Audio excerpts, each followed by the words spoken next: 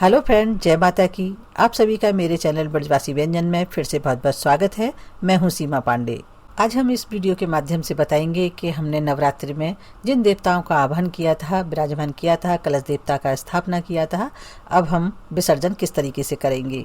हमारे ये जौ पैदा हुए हैं उसका हम क्या करेंगे, और जो हमारा कलश का जल है उसका हमें क्या करना चाहिए। अगर आप देखना चाहते हैं कि कलश की स्थापना नवरात्रि में किस तरीके से करें, माता रानी का आवाहन और हवन किस तरीके से हम पूजा अर्चना करें, तो मैंने इसकी विस्तार से वीडियो अपलोड कर दी है। आप मेरे चैनल पर देख सकते हैं। मैं उसका लिंक डिस्क्रिप्शन बॉक्स में भी दे दूंगी। और हमने जिन देवताओं का आवाहन किया था उनका हम विसर्जन किस तरीके से करेंगे, तो हम इस वीडियो में बताने वाले हैं। अगर आपको हमारी वीडियो अच्छी लगे तो प्लीज़ लाइक शेयर ज़रूर कीजिएगा और कमेंट्स बॉक्स में जय माता की जरूर लिखिएगा।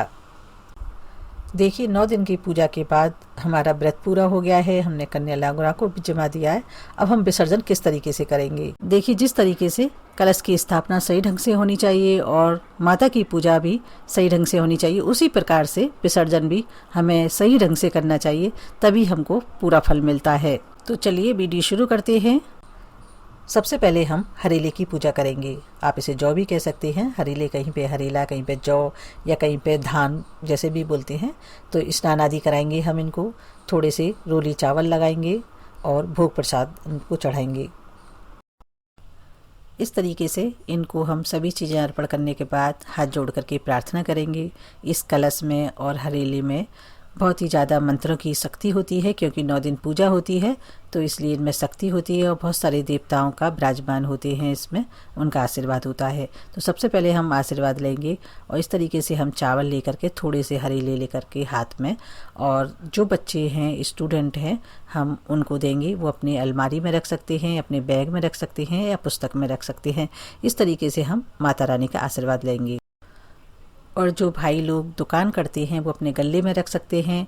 माता बहनें अपनी अलमारी में, संदूक में, तिजोरी में इसको रखें प्रसाद स्वरूप, जिससे घर में बरकत होती है और कभी भी खजाना खाली नहीं होता है। इस तरीके से घर के सभी मेंबरों को, छोटे बड़े जो भी हों, सबको आप इस तरीके से इसको दीजिएगा और वो अपने जहाँ भी उनका जगह हो, जहाँ अलमारी हो, उसमें वो रख सकते हैं। आपसे रिक्वेस्ट है, यदि अभी तक आपने मेरा चैनल सब्सक्राइब नहीं किया है तो प्लीज़ सब्सक्राइब ज़रूर कीजिएगा, जिससे आने वाली वीडियो आप तक पहुंच सके, उसका नोटिफिकेशन आपको मिल सके। और इस तरीके से हरेले की पूजा करने के बाद आप थोड़े से चावल लेकर के गच गच गच्छामी, गच गच गच्छामी ऐसे बोल सकते हैं और हाथ जोड़ करके प्रार्थना कीजिएगा कि सभी देवता अपने अपने घर को जाएं, जहाँ से आप आए हैं वहाँ जाएं। और जब भी हमारे यहाँ मंगलिक कार्य होगा, कोई भी या कोई बड़ी पूजा होगी, तब हम आपको बुलाएंगे और आप समय समय पर आते रहना। और साथ के साथ हाथ जोड़ करके प्रार्थना कीजिए गणेश जी महाराज से और लक्ष्मी जी से कि लक्ष्मी जी महारानी, आप हमारे यहाँ हमेशा हमेशा के लिए घर में और खजाने में विराजमान रहिए। हमारे सिंदूक में या जो आपका खजाना हो, तिजोरी हो, उसमें आप उनको विराजने के लिए कहिए और गणेश जी को कहिए कि आप हमारे घर में रिद्धि सिद्धि सहित विराजें। और बाकी के जो देवता हैं वो अपने अपने जहाँ से आए हैं वहाँ विराजें, वहाँ जाएं और हम उनको समय समय पर, जब भी हमारे यहाँ कोई मांगलिक कार्य होगा, उनको बुलाएंगे, आह्वान करेंगे। इस तरीके से प्रार्थना करते हुए सभी देवताओं को विदा कीजिएगा और लक्ष्मी जी और गणेश जी को अपने घर में हमेशा हमेशा के लिए विराजमान रहने के लिए कहिए। अब बहुत सारे कमेंट्स आते हैं कि हम जो माता रानी को चढ़ा रहे हैं उसका क्या करें। देखिए, जो भी हम श्रृंगार का सामान चढ़ाते हैं या फिर भोग प्रसाद चढ़ाते हैं, आप उसको घर में प्रसाद के रूप में बांट सकते हैं और खुद भी ग्रहण कर सकते हैं। माता रानी को अर्पण की हुई सभी वस्तुएं आप प्रसाद के रूप में ग्रहण कर सकते हैं। आप चाहें तो अपने, अगर नहीं आप ग्रहण करना चाहते हैं तो आप चाहें तो अपने बहन भांजी को दे सकते हैं या किसी ब्राह्मण को दे सकते हैं, या फिर आप खुद स्वयं इस्तेमाल कर सकते हैं। माता रानी पे चढ़ी हुई सभी चीज़ें बहुत ही शुभ होती हैं। सौभाग्यशाली लोगों को इनका प्रसाद मिलता है, तो आप इस भाव से स्वयं ग्रहण करना चाहिए और बिल्कुल भी कंफ्यूज नहीं होना चाहिए। अब देखिए, इस तरीके से सभी देवताओं का विसर्जन करने के बाद थोड़े से चावल हम दीपक को भी अर्पित करेंगे और हाथ जोड़ करके प्रार्थना करेंगे, क्योंकि जो दीपक हैं वो हमारी पूजा पाठ के साक्षी हैं।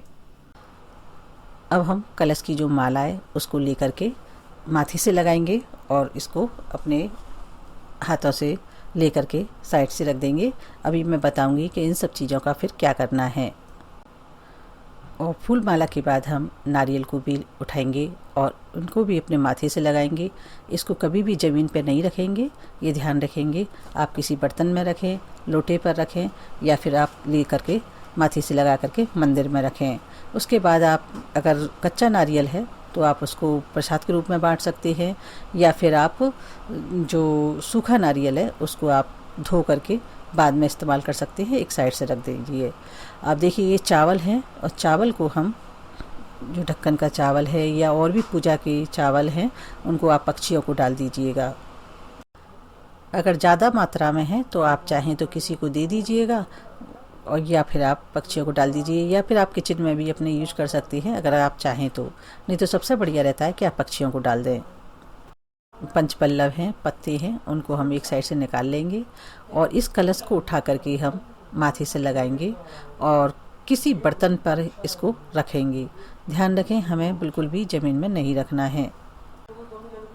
और देखिए इस तरीके से हम इन्हीं पत्तों से लेकर के जल को पूरे घर में छिड़केंगे, जो मेंबर हैं उन पर छिड़केंगे, क्योंकि ये बहुत सारे मंत्रों का जल होता है और बहुत सारे देवी देवता इसमें आकर के समाहित होते हैं। माता रानी का एक शक्ति स्वरूप है और आशीर्वाद स्वरूप है ये जल। और देखिए आपको एक बात और बता दूं, यदि हमारे हरेले कलश से ऊपर जाते हैं यानी बड़े बनते हैं, कलश हमारा ढक जाता है, तो ये बहुत ही शुभ संकेत होते हैं। तो देखिए इस तरीके से आप इस जल का पूरे घर में छिड़काव कीजिएगा, और जो भी जल बचता है आप उसको क्यारी में डाल दीजिए, इधर उधर ना फेंकें, ध्यान रखें। और जो कलश के अंदर हमने हल्दी की गांठ, सिक्का डाला है या फिर जो भी कमलगट्टा डाला है, आप उसको अपने सिक्के को सिंदूक में रख लीजिए, तिजोरी में रख लीजिए, बहुत ही शुभ होता है। और हल्दी की गांठ है, आप उसका इस्तेमाल कर सकते हैं किचन में प्रसाद स्वरूप में। इस तरीके से आप किसी भी चीज़ को इधर उधर ना फेंकें। आप चाहें तो इन हरेलों को विसर्जित कर दीजिए, आप चाहें तो किन्हीं जानवरों को खाने के लिए दे दीजिए, या फिर आप चाहें तो इनको मिट्टी में रख दीजिए, बाद में ये डिकम्पोज होकर के मिट्टी में मिल जाएंगे। जहाँ तक हो आप ऐसी जगह रखिए कि पॉल्यूशन किसी भी प्रकार का ना हो। और इसी तरीके से और भी जो सामग्री हैं, जैसे फूल माला हैं या बाकी के दिन की पूजा पाठ का जो भी सामान है, हवन की जो बाकी की राख बचती है, तो उसको जो भी है आप चाहें तो बहते हुए पानी में प्रवाहित कर सकते हैं। अगर वो नहीं है तो आप मिट्टी में साइड से रख दीजिए, बाद में वो मिट्टी में मिल जाएगा। आप उन सब चीज़ों को, पूजा की चीज़ों को इधर उधर ना फेंकें, पैरों के नीचे किसी के ना आए, इस बात का विशेष ध्यान रखें, और ना ही कोई किसी भी प्रकार का पॉल्यूशन फैलाएं।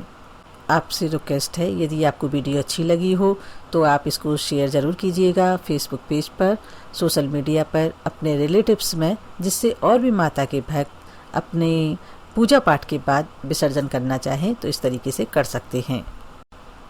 हमने बहुत कुछ बताया है, फिर भी बहुत कुछ रह जाता है। यदि आपको कोई भी कन्फ्यूजन हो, कुछ पूछना चाहते हो, तो आप बेझिझक कमेंट्स बॉक्स में पूछ सकते हैं, हम बता देंगे। अब हम इस वीडियो को यहीं विराम करते हैं। तब तक के लिए टेक केयर, बाय बाय, बहुत बहुत धन्यवाद। जय माता की।